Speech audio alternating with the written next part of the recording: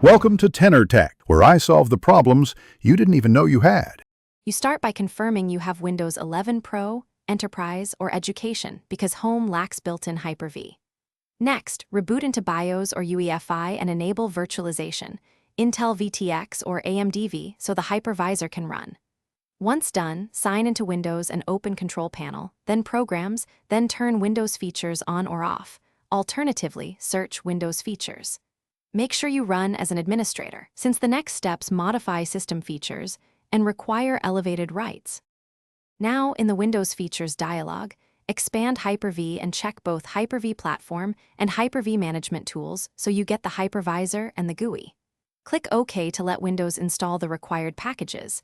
You may alternatively use PowerShell. Run as admin and use Enable Windows Optional Feature Online Feature Name Microsoft Hyper-V All. Once installation finishes, Windows will prompt for a restart. Go ahead and reboot. After restart, Hyper-V services start automatically, and the Hyper-V Manager will be to finish, open Hyper-V Manager and use the new virtual machine wizard. Name it, assign memory and processors, and connect it to a virtual switch you create in Virtual Switch Manager so networking works.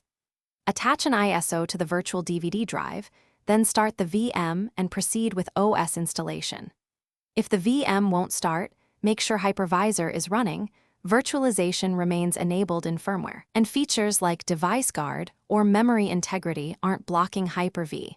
Disable them temporarily, reboot, and try again. Thanks for watching. Subscribe to keep your life in tune.